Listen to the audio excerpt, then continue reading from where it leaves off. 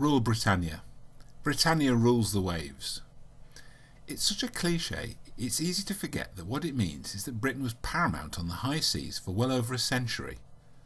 How did that come about? What led a small island on the edge of Europe to be the foremost naval power in the world? Well, forget the Spanish Armada. Although that was a great victory, it was more caused by the weather than English warships, and nothing much happened after it.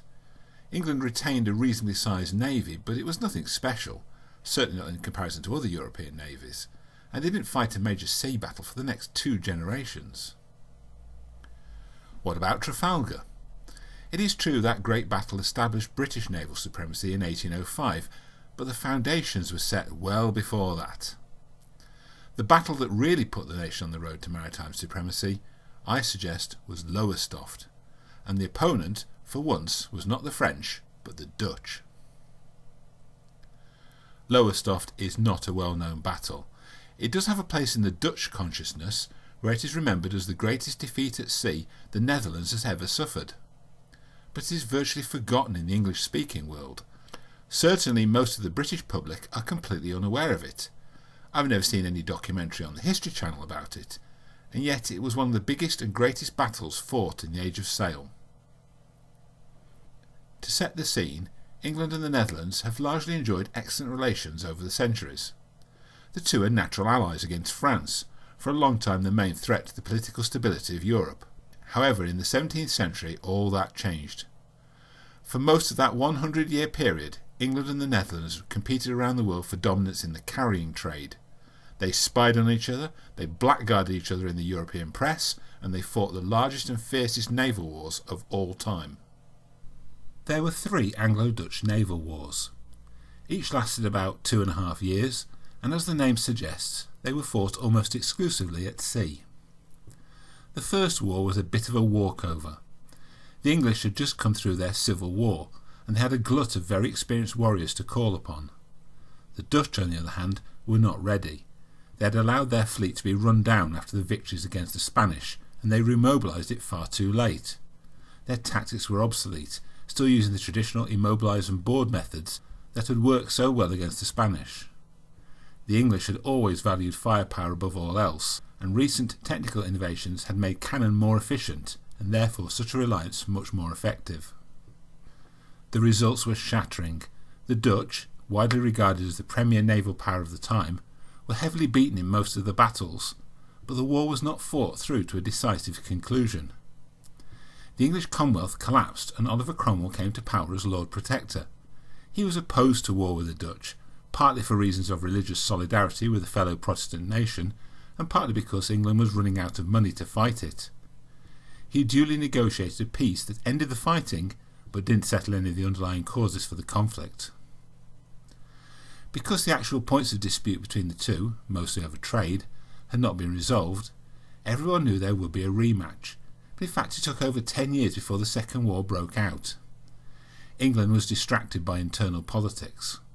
The English Republic collapsed soon after Oliver Cromwell's death, throwing the country into turmoil.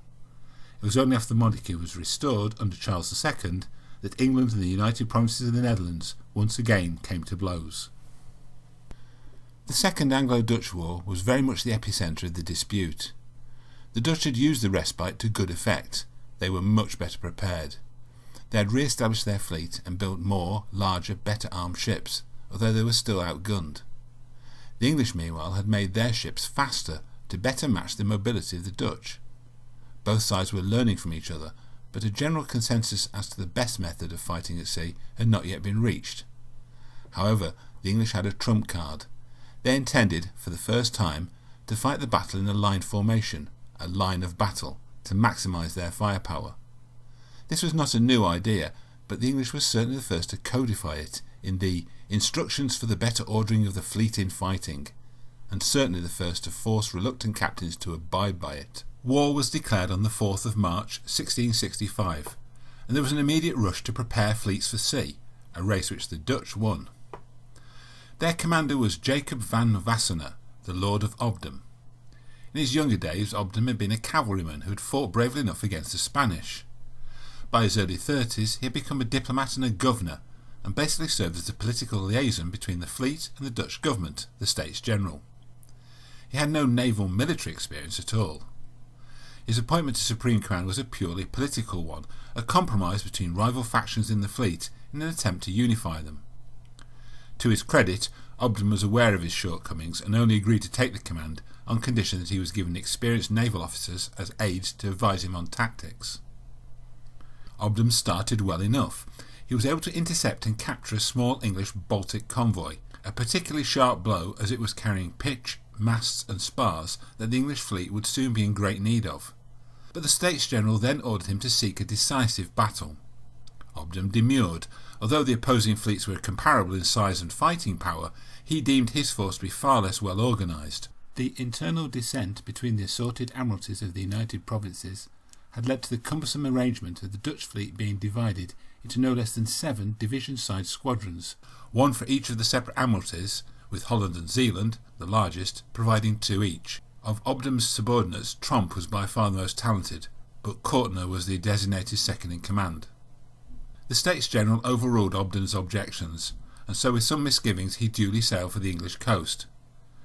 He was spotted by the English ship Happy Return on June 11, 1665, just off Lowestoft on the East Anglian coast. The English immediately shifted position to get more sea room, and by the end of the day the opposing fleets anchored about 40 miles southeast of the town.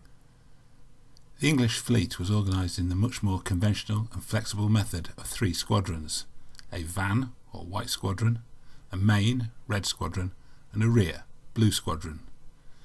Each squadron had 3 divisions, also a van, a main, and a rear. The Commander-in-Chief was James, Duke of York, the future King James II. James was a very passionate and ambitious man, someone who very much lived in the shadow of his elder brother, Charles II, and was desperate to escape that and make something of himself. He had been Lord High Admiral of England for some time, and was a very hard-working and capable administrator. But like Obden, he had no nautical combat experience. His flag captain was the experienced Sir William Penn, whose son, also called William, later founded the American territory of Pennsylvania, and he provided professional tactical advice. The subordinate commanders were the Earl of Sandwich, Edward Montagu, rear or blue squadron, and Prince Rupert of the Rhine, van or white squadron. Yes, that Prince Rupert. Rupert is best known as the Royalist cavalry commander of the English Civil War, and is set in the public imagination as the typical dashing, arrogant, debonair and devil-may-care aristocrat. In fact, Rupert was actually socially quite awkward, and although he was an aristocrat through and through and could be pretty reckless, he was also what we might call today a bit of a nerd. He had a passion for science and study, he was a member of the Royal Society, and he was a surprisingly good administrator and organiser. The Earl of Sandwich, Edward Montagu, was a much older man who'd backed Parliament in the Civil War. He was an ex-finance minister, but he also had a real knack for squadron command. Possibly the greatest advantage the English had at Lowestoft was that these 4 men, in spite of vastly different temperaments and history, actually got on really well on a personal level, as opposed to the Dutch commanders, who were rent with petty rivalries. The scale of the Battle of Lowestoft was as big as anything in the Napoleonic Wars. Admittedly the ships were smaller, but then there were very many more of them, even if as many as a quarter were hired merchants pressed into service as make-do warships. At Trafalgar, the British had 27 ships of the line, manned by some 17,000 sailors, while the opposing French-Spanish fleet had 33, manned by about 25,000. The English at Lowestoft had 120 ships manned by well over 20,000 sailors. The Dutch had slightly fewer. The battle began very cautiously. The most important tactical feature in sailing ship battles is the direction of the wind. A fleet upwind of its opponents was said to have the weather gauge, and had control over the battle as they could direct the pace of operations. If they wanted to attack, they could. If they didn't, it was difficult to force them to fight, as no sailing ship can sail directly into the wind. On June 11th the wind was easterly, favouring the Dutch, but they did not attack. It is not clear exactly why. They were better on the attack, as their smaller ships were faster and they had more fire ships, which they were particularly adept at using. The most likely explanation is that Obden, who as we have seen had reservations about his force, feared that if things went wrong, an easterly wind would make it difficult for them to retreat back to the Netherlands. The wind veered steadily southwards throughout the whole of the next day, and by the morning of June the 13th it was blown from the south-west, slightly favouring the English. Obdam then made a sudden lunge to the west to try and get upwind of them, but James spotted the move and turned south-east to cut them off. The two fleets powered towards each other at full sail, trying to be the first to cut across their opponents. The English won this tacking duel, and the Dutch were forced to turn to the north-west. The two fleets moved parallel to each other, but in opposite directions, giving little time to shoot at an opponent. The range was long too, reducing accuracy. As a result, there was a lot of firing but little damage inflicted. Obdam's sudden movement, and the equally swift English response, had been unexpected and caused some confusion in both fleets, many ships not being fully aware of what was going on and moving out of formation. Two English ships had become detached and were right in the path of the advancing Dutch. One of them, the John and Abigail, charged straight through the Dutch fleet, although much damaged, managed to rejoin.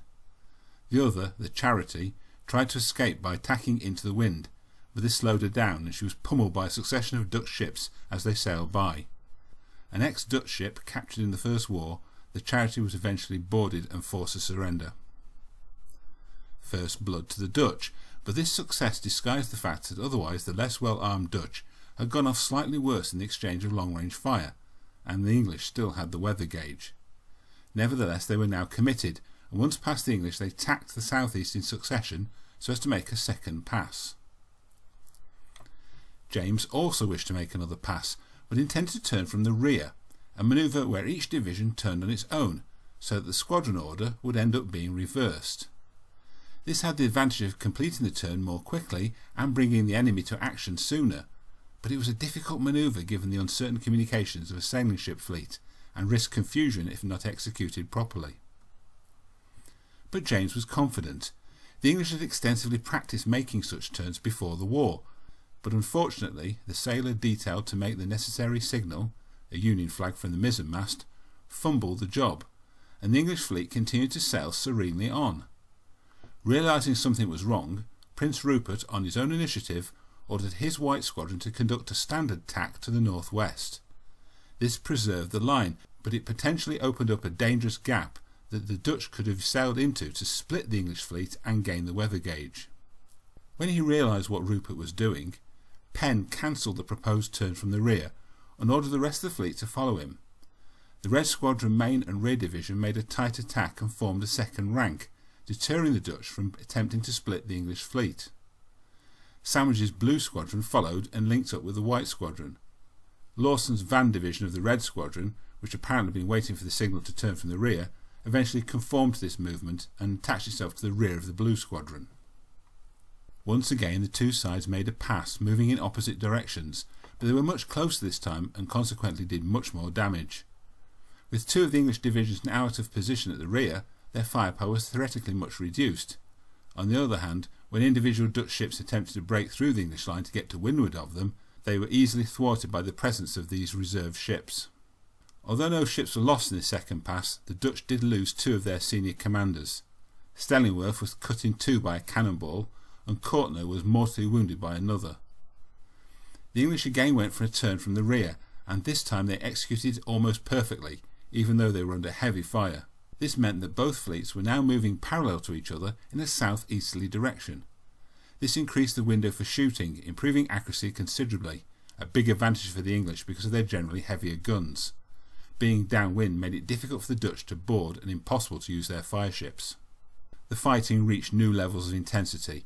The two sides hammered away at each other on this tack, sometimes close and sometimes further away, for several hours. Both became increasingly disordered, Schramm and Stellingworth's squadrons being particularly badly affected at the rear of the Dutch line. The two divisions of the Red Squadron stuck to windward of the main line were effectively out of the fight, and this allowed the Dutch to initially hold their own. However, these divisions functioned as an effective reserve, and as the battle progressed, ships were steadily fed from them into the fight. The value of this was highlighted by a particularly intense assault on Sandwich's Blue Squadron by the Dutch divisions of Obdam and Evertsen. Sandwich was hard pressed, until James himself led elements of his division to the rescue. The two flagships, the English Royal Charles and the Dutch Eendracht, made for each other and were soon locked in a savage duel. Temporarily relieved, Sandwich was able to take stock of the situation and realised that the Dutch were in extreme confusion. Behind him, Rupert had come to the same conclusion. The two squadron commanders decided independently that the time was ripe to attack and led as many of their ships as possible forward. The Dutch were too disorganised to effectively resist.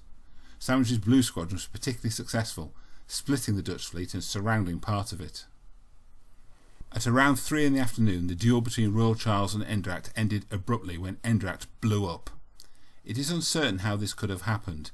Magazines were always below the waterline, so it was probably an accident amongst the powder handlers. Supposedly, an English cannonball swept Obden from the deck an instant before the explosion. Although the official second-in-command Courtner had been mortally wounded, his flag captain hoisted the Commander-in-Chief's flag, but in the chaos of the English attack and the billowing clouds of gunsmoke, many Dutch ships did not notice it. As a result, 2 other flag officers attempted to assume overall command, with the net result that the Dutch fleet fragmented, different clumps of ships following different commanders. The English pressed in with fire ships on the broken formations, causing utter chaos, and chased the survivors all the way back to the Dutch coast, although there was a curious episode that saved many Dutch ships from certain capture. That night, while the English were in hot pursuit, Henry Brunker, one of James's courtiers, asked Penn to shorten sail so that further fighting could be avoided. His reasoning was that James was heir to the English throne and could not be risked, having had several close shaves during the battle. Penn refused, but when he went below, Brunker accosted the ship's captain and repeated his request, this time pretending it was an order from James himself. After some protests, he was obeyed, and thus the fleeing Dutch ships were able to pull ahead.